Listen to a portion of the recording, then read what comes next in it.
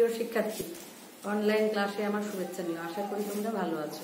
করোনার এই মহামারী কালে তোমাদের ক্লাসগুলো আমাদের চালিয়ে নেওয়া সম্ভব হচ্ছে না। এজন্য শুরুতেই আমরা এই অনলাইন ক্লাসের মাধ্যমে তোমাদের কিছুটা হলেও উপকার দেওয়ার চেষ্টা করছি, যাতে তোমরা অনলাইন ক্লাসের মাধ্যমে কিছুটা উপকৃত হও। তোমরা ভর্তি হওয়ার পরে আমাদের সাথে যে ক্লাসগুলো হওয়ার কথা ছিল, আসলে আমরা সেই ক্লাসগুলো ওইভাবে নিতে পারছি না। আজকে তোমাদের আমরা ক্লাস নিব হচ্ছে উচ্চ মাধ্যমিক প্রথম বর্ষ হিসাব বিজ্ঞান। আমি হচ্ছি মোসাম্মদ নিহারিকা সুলতানা, প্রভাষক হিসাব বিজ্ঞান, বিলচলন শহীদ শামসুজ্জামান সরকারি কলেজ, গুরুদাসপুর, নাটোর। তোমাদের হচ্ছে আমি ক্লাস নিব প্রথম পত্রের দ্বিতীয় অধ্যায়। আলোচ্য বিষয় হচ্ছে জাবেদা। আমাদের জাবেদা কি? প্রথমে আমাদের জানতে হবে জাবেদাটা কি। জাবেদা হচ্ছে আমাদের যে দুতরফা দাখিলা পদ্ধতি অনুযায়ী প্রতিটি লেনদেনের দ্বৈত সত্তার ভিত্তিতে আমরা লেনদেনের যে লেনদেন হয় সেটা দ্বৈত সত্তার ভিত্তিতে যে হিসাব বই তৈরি হয় সেটাই হচ্ছে জাবেদা। আসলে জাবেদাটা কি? এটা হচ্ছে ইংরেজি শব্দ হচ্ছে জার্নাল। জারটা হচ্ছে ফরাসি শব্দ, জার হতে জার্নাল শব্দের উৎপত্তি হয়েছে। এই জার শব্দের অর্থ, ফরাসি যে জার শব্দ আছে এটা শব্দের অর্থ হচ্ছে দিন বা দিবস। তাহলে জার্নাল, জার্নাল শব্দটা অর্থ হচ্ছে জাবেদা।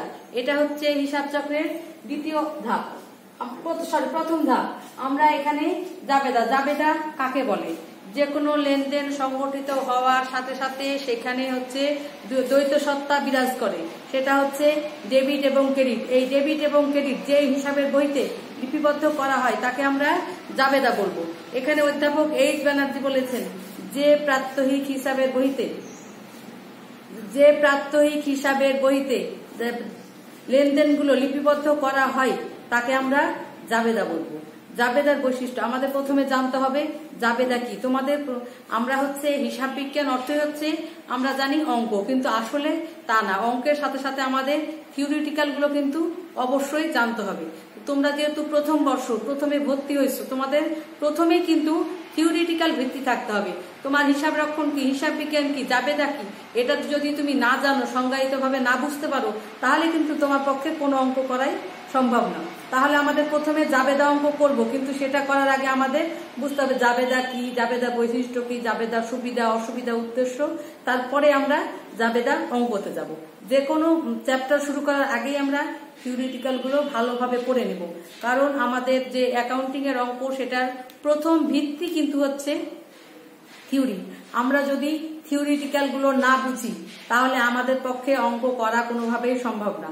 এটা হচ্ছে আগে বুঝে না, কারণ এটা মুখস্থ সাবজেক্ট না। তুমি ইচ্ছে মতো মুখস্থ করে না তা না, তোমাকে আগে পড়ে নিতে হবে, তারপরে তোমাকে সেটা হচ্ছে বুঝে তারপরে অঙ্কটা করতে হবে।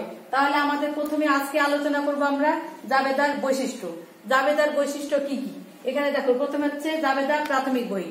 যে কোনো প্রতিষ্ঠানে লেনদেন সংগঠিত হওয়ার সাথে সাথে আমরা হিসাবের দ্বৈত সত্তার ভিত্তিতে হিসাবে লিপিবদ্ধ করি, এবং সেটা হচ্ছে হিসাবের প্রাথমিক বই। তার অর্থ হচ্ছে জাবেদাকে আমরা হিসাবের প্রাথমিক বই বলতে পারি।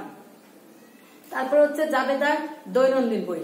আমাদের যে প্রতিষ্ঠান, যে কোনো কোম্পানি পরিচালনাকালে আমাদের প্রতিদিন লেনদেন সংগঠিত হয়, কিন্তু একজন মানুষের পক্ষে কখনোই সারা দিন বা সারা মাসের যে লেনদেনগুলো সংগঠিত হয় সেগুলো কিন্তু মনে রাখা সম্ভব নয়। এই সুবিধার্থে যে লেনদেনগুলো দৈনন্দিন যে লেনদেনগুলো আমরা সম্পন্ন করি সেগুলো আমরা এই জাবেদা বইতেই লিপিবদ্ধ করি, যার কারণে আমাদের প্রতিদিনের হিসাব সংগঠিত করার জন্য আমরা এটাকে বলবো দৈনন্দিন বই। 3 নম্বর হচ্ছে দ্বৈত সত্তা। আমরা যেটা করি দ্বৈত সত্তা। দ্বৈত সত্তা কি? 2টা সত্তা থাকবে। জাবেদা যখন করব আমরা প্রতিটি লেনদেনের অবশ্যই ডেবিট এবং ক্রেডিট থাকবে। এক্ষেত্রে আমাদের অবশ্যই দ্বৈত সত্তা হতে হবে। জাবেদার বিভক্তিকরণ। আমাদের যে জাবেদাগুলো আছে সেগুলো হচ্ছে আমরা বিভিন্ন ভাবে বিভক্তিকরণ করতে পারি। সেগুলো হচ্ছে ক্রয় জাবেদা কিন্তু একভাবেই একটাতেই করা যায় না। সেটা হচ্ছে ক্রয় বহি, বিক্রয় বহি, নগদান বহি, প্রাপ্য বিল বই, প্রদেয় বিল বই, এগুলো আমরা বিভক্তিকরণ করতে পারি। ভবিষ্যৎ রেফারেন্স। আমরা যে কোনো লেনদেন যখন সংগঠিত হয় তখন সেটা জাবেদা লিপিবদ্ধ করি। জাবেদা লিপিবদ্ধ করা প্রাথমিকভাবে জাবেদা লিপিবদ্ধ করা হয়, তারপরে সেটা খতিয়ানে যায়। খতিয়ান থেকে গাণিতিক সূত্রতা যাচাই করার জন্য আমরা কোথায় নিয়ে যাই? রেওয়া মিলে নিয়ে যাই। তারপরে আমরা এই যে আমরা জাবেদা করলাম, খতিয়ান করলাম, এর ভিত্তিতে আমরা করব কি? চূড়ান্ত হিসাব। কাজে চূড়ান্ত হিসাব করতে যে যদি আমরা করি কি জাবেদা, এবং জাবেদা থেকে হচ্ছে খতিয়ান, খতিয়ানের পর হচ্ছে রেওয়া মিল। কোনো কারণে যদি রেওয়া মিলে গড়মিল হয় তখন আমরা প্রয়োজনবশত এই জাবেদা থেকে জাবেদা দেখে নিতে পারি যে আমাদের কোথাও কোনো ভুল আছে নাকি। যদি সেই ভুল থাকে তাহলে আমরা সংশোধন করতে পারি। আবার চূড়ান্ত হিসাব করার সময় যদি কোনো কারণে আমাদের মনে হয় যে এখানে কোনো কারণের অমিল হচ্ছে, তখন আমরা সেই জাবেদা বইয়ে যেই আমরা সেই হিসাবটার সকল কিছু জানতে পারি। তাহলে আমাদের হচ্ছে কি? ভবিষ্যৎ রেফারেন্স। মানে আমরা যখন এই হিসাবটা করব তখন সেই ক্ষেত্রে আগের যে আমরা হিসাবটা করে আসছি, আমরা যে কোনো সময় জাবেদা করার পরে পরবর্তী যে ধাপগুলো যাব, যেমন খতিয়ান, রেওয়া মিল, চূড়ান্ত হিসাব, যে কোনো ধাপে যে কোনো প্রয়োজনে যদি আমাদের কোনো ভুল বা কোনো কিছু মনে হয় তখন আমরা আগের জায়গায় মানে জাবেদা ফিরে যে জাবেদাটা দেখে আমরা বুঝতে পারবো যে এখানে আমাদের কোনো ভুল হয়েছে কিনা। এর জন্য এটা হচ্ছে ভবিষ্যৎ রেফারেন্স। 6 নম্বর হচ্ছে সময়ানুক্রমিক। যদি আমাদের প্রতিটা মুহূর্ত যখন যে লেনদেন হবে তখন সেই সময়ে লিপিবদ্ধ হবে। যদি আমরা 1 তারিখ থেকে 30 তারিখ পর্যন্ত হিসাবগুলো জাবেদা লিপিবদ্ধ করতে চাই, তখন 1 তারিখে যে লেনদেনগুলো হবে সেগুলো 1 তারিখে লিপিবদ্ধ করব, এবং 2 তারিখে যেটা হবে সেটা 2 তারিখে লিপিবদ্ধ হবে। ঠিক এইভাবে 1 তারিখ থেকে 30 তারিখ পর্যন্ত প্রতিদিনের লেনদেন প্রতিদিনই আমরা লিপিবদ্ধ করব। লেনদেন সংক্রান্ত ধারণা। প্রতিটা লেনদেনের সম্পর্কে ধারণা থাকতে হবে। জাবেদায় আমরা এই লেনদেন সম্পর্কে ধারণা রেখে থাকি।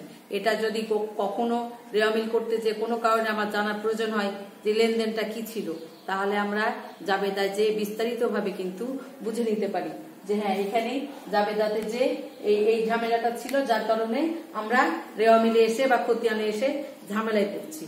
আর জাবেদা যখন প্রাথমিকভাবে আমরা যখন জাবেদা করি তখন দ্বৈত সত্তার ভিত্তিতে যেহেতু এখানে ডেবিট ক্রেডিট করে নেওয়া হয়, তখন আমরা যখন খতিয়ান করব সেই ক্ষেত্রে জাবেদাটাই হচ্ছে আমাদের সহায়ক।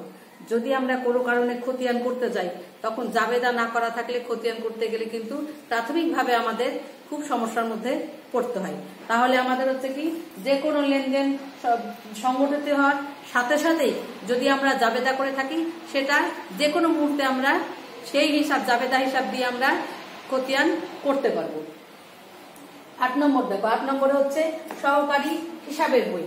তার মানে সহকারী হিসাবের মানে যে কোনো হিসাব তুমি তৈরি করো, জাবেদার যেহেতু প্রথম ধাপ, আমাদের যেই হিসাবই তৈরি করতে যাও সেখানে যেই তোমার এই হিসাবটা থেকেই তুমি তৈরি করছো। প্রথমে দ্বৈত সত্তার ভিত্তিতে ডেবিট ক্রেডিট নির্ণয় করে তুমি জাবেদা তৈরি করছো। এরপরে যখন তুমি খতিয়ান করবা সেখানে যে একইভাবে ডেবিট ক্রেডিট বসবে, আবার যখন রেওয়া মিল করবা একইভাবে ডেবিট ক্রেডিট বসবে, আবার চূড়ান্ত হিসাব যখন করবা একইভাবে ডেবিট ক্রেডিট বসবে। তার মানে কি আমরা যে হিসাবগুলো তৈরি করছি তার প্রতিটা হিসাবেরই হচ্ছে জাবেদা সহকারী হিসাব। এই জন্য আমরা জাবেদাকে সহকারী হিসাবের বইও বলতে পারি। টাকার পরিমাণ, আমরা যখন দ্বৈত সত্তাতে একটা ডেবিট এবং একটা ক্রেডিট করি, আমরা যে কোনো হিসাব তৈরি করার সময় দুইটা করলেও সেক্ষেত্রে টাকার পরিমাণ অবশ্যই সমান হবে। ডেবিটে যেটা হবে ক্রেডিটে যেও কিন্তু একই হবে। কারণ ডেবিট ক্রেডিট যদি অসমান হয় তাহলে কিন্তু আমাদের জাবেদা ডেবিট এবং ক্রেডিট এই ক্ষেত্রে টাকার পরিমাণটা সমান হবে। সেই ক্ষেত্রে আমরা যে খতিয়ান করব, রেওয়া মিল করব এবং চূড়ান্ত হিসাব করব, সেখানে যে টাকার পরিমাণে কম বেশি যদি কোনো কারণে কম বেশি হয় ওইখানে যে কিন্তু হিসাব মেলানো সম্ভব নয়। দেখবা যে কোনো জাবেদা লিখতে যে তুমি কোথাও 500 জায়গায় 5000 যদি লিখে বসো, ডেবিট কিংবা ক্রেডিটে কোনো গড়মিল করে বসো, তাহলে সেটা যখন রেওয়া মিল করতে যাবা তোমার রেওয়া মিল মিলবে না, রেওয়া মিলে গড়মিল দেখা দিবে। তাহলে আমাদের হচ্ছে কি টাকার পরিমাণটা অবশ্যই দুই পাশের সমান হতে হবে। তারপরে ভুল ত্রুটি হ্রাস, যদি কোনো জায়গায় কোনো ভুল ত্রুটি থাকে জাবেদার মাধ্যমে সেটা ভুল ত্রুটি হ্রাস করা সম্ভব। কারণ জাবেদার যে লেনদেন সংগঠিত হয় এটা কিন্তু প্রাথমিক বই, প্রাথমিকভাবেই আমরা প্রথম লেনদেন সংগঠিত হওয়ার সাথে সাথে আমরা করছি কি এটা আমাদের জাবেদাতে লিপিবদ্ধ করছি। আর জাবেদাতে যখন লিপিবদ্ধ করতে যাব তখন আমি কোনোভাবে ডেবিটকে ক্রেডিট এবং ক্রেডিটকে ডেবিট করতে পারবো না। আমার যেটা ডেবিটই করতে হবে, ক্রেডিটই করতে হবে। তাহলে সেক্ষেত্রে যে আমার ডেবিট এবং ক্রেডিট একরকম হলে আমাদের ভুল ত্রুটি কিন্তু হ্রাস হয়ে যাবে। আর যখন আমরা জাবেদা না করে যদি সরাসরি খতিয়ান করতে যাই, তখন কোনো কারণে ডেবিট ক্রেডিটও হতে পারে, ক্রেডিট ডেবিটও হতে পারে, তখন কিন্তু এই ভুল ত্রুটি থেকেই যাবে। তাই জাবেদা করার পরে সেটা দিয়ে আমরা অন্য হিসাব করলে আমাদের ভুল ত্রুটি কমে আসবে। ব্যাখ্যা প্রদান। আমরা একটা লেনদেন সংগঠিত হওয়ার সাথে সাথে সেটা দ্বৈত সত্তার ভিত্তিতে ডেবিট এবং ক্রেডিট করে থাকি। এই ডেবিট ক্রেডিট করার পরে আমরা যে লেনদেনটা সংগঠিত হয় সেটার উপরে একটা সীমিত আকারে ব্যাখ্যা দিয়ে থাকি। এটা থেকে আমরা বুঝতে পারি, এটা যদি আমরা তখন দেখি বা কোনো কারণে দীর্ঘ সময় পরে যে আমার দেখার প্রয়োজন হয়, তখন আমি ওই ব্যাখ্যাটা দেখলেই কিন্তু বুঝতে পারবো যে এটাতে কি আছে। ছক অনুযায়ী উপস্থাপন। জাবেদা, এই জাবেদা করার সময় কিন্তু ছক আছে। এই ছকগুলো হচ্ছে কি, আমরা যে একটা ছক তৈরি করব, তোমাদের সামনের দিন যখন আমি অঙ্ক করাবো তখন তোমরা এই ছকটা পাবা। সেটা হচ্ছে 5 ঘর, 5 ঘরের ছক। প্রথমে হবে কি আমাদের তারিখের ঘর, তারিখ দিব, আমরা কত তারিখে লেনদেনটা হচ্ছে সেই তারিখটা ওইখানে বসায় দেব। তারপরে হবে কি বিবরণ, আমরা বিবরণ বা শিরোনাম যে আমরা বসাবো কি তারিখে যে লেনদেনটা হয়েছে সেটা কোন কোন হিসাব আসছে সেটা লিপিবদ্ধ করব। তারপরে খতিয়ান পৃষ্ঠা, তারপরে ডেবিট এবং ক্রেডিট। তাহলে আমাদের ছক অনুযায়ী ঘর আসছে কয়টা? 5টা। প্রথম হচ্ছে তারিখ, তারপরে বিবরণ মানে হিসাব শিরোনাম ও ব্যাখ্যা, তারপর হচ্ছে খতিয়ান পৃষ্ঠা, তারপরে ডেবিট টাকা, ক্রেডিট টাকা। 5টা ঘর হচ্ছে, 5টা ঘর দিয়ে আমরা অঙ্ক শুরু করব। তারপরে খতিয়ানের কাজ সহজতর হওয়া, যেটা আমরা আগেই বললাম, আমরা যখন জাবেদাতে লেনদেনগুলো লিপিবদ্ধ করে থাকবো তখন আমাদের এই ক্ষেত্রে খতিয়ান করা খুব সহজ হবে। কারণ জাবেদায় ডেবিট এবং ক্রেডিট লিপিবদ্ধ থাকবে, সেটা আমরা খুব সহজেই খতিয়ানে নিয়ে দিয়ে দিতে পারবো। তারপর হচ্ছে গাণিতিক শুদ্ধতা যাচাই। যে রেওয়া মিলের ক্ষেত্রে যখন আমরা রেওয়া মিল তৈরি করব তখন আমাদের হবে কি গাণিতিক শুদ্ধতা যাচাই করা। আমরা একটা জাবেদা করব, জাবেদা করার পরে যখন রেওয়া মিল করব, খতিয়ান করব, এই খতিয়ান দিয়ে আমরা রেওয়া মিল করব। রেওয়া মিল যদিও একটা হিসাব না, কিন্তু আমরা গাণিতিক শুদ্ধতা যাচাই করার জন্য এই হিসাবটা করে থাকি। কাজে এই জাবেদা এবং খতিয়ানের ভিত্তিতে যখন রেওয়া মিল করব তখন রেওয়া মিলের মাধ্যমে আমরা গাণিতিক শুদ্ধতা যাচাই করব। তাহলে আমাদের হচ্ছে কি জাবেদা।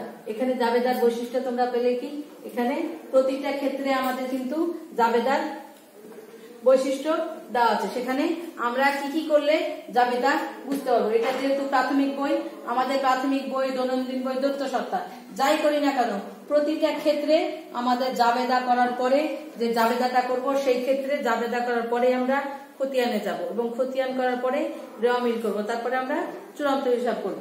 সেই ক্ষেত্রে অবশ্যই জাবেদা কি, জাবেদার বৈশিষ্ট্য কি, এগুলো আমাদের বুঝতে হবে। এখানে যে দেখবা এই যে লেনদেন সংক্রান্ত ধারণা, কোন জাবেদায় তুমি যদি বুঝতেই না পারো যে এখানে কি হচ্ছে, লেনদেনটা কি হচ্ছে, লেনদেনটা যদি বুঝতে না পারো, লেনদেনটা যদি ডেবিট ক্রেডিট করতে না পারো, তাহলে সেক্ষেত্রে তোমার জাবেদায় ভুল হবে। আর যখন জাবেদায় ভুল হবে, জাবেদা যেহেতু আমাদের প্রাথমিক স্তর, প্রথম ভাবে লেনদেন হওয়ার পরে আমরা জাবেদাটা করে থাকি। তাই লেনদেন হওয়ার সাথে সাথে যদি আমাদের জাবেদায় কোনো ভুল হয়ে থাকে তখন সেটা জাবেদা ভুল থেকে খতিয়ান ভুল হয়ে যাবে।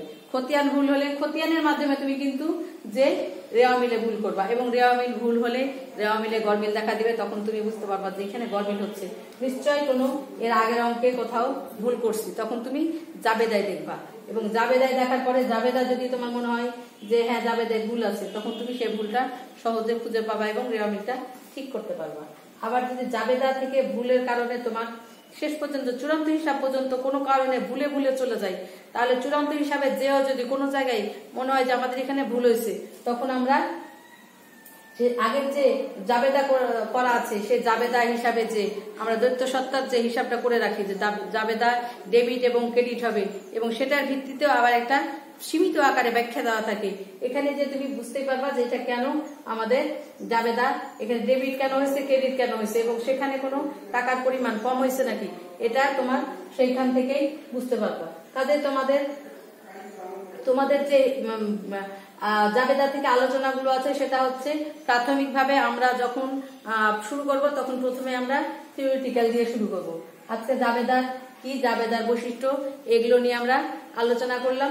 তোমাদের যে ক্লাসগুলো হচ্ছে তোমরা থিওরিটিক্যাল গুলো আছে সেগুলো তোমরা নিজেরাই দেখবে, এবং আমরা থিওরিটিক্যাল গুলো করার পরে আমরা যে কোনো থিওরি প্রাথমিকভাবে বোঝানোর পরে আমরা অঙ্ক শুরু করব, এবং তোমরা থিওরিটিক্যাল গুলো পড়ার পরে সামনের দিন আমি অঙ্ক ক্লাস নেব। তোমরা থিওরিটিক্যাল গুলো বাসায় দেখবে। সেই পর্যন্ত তোমরা ভালো থাকো, সুস্থ থাকো।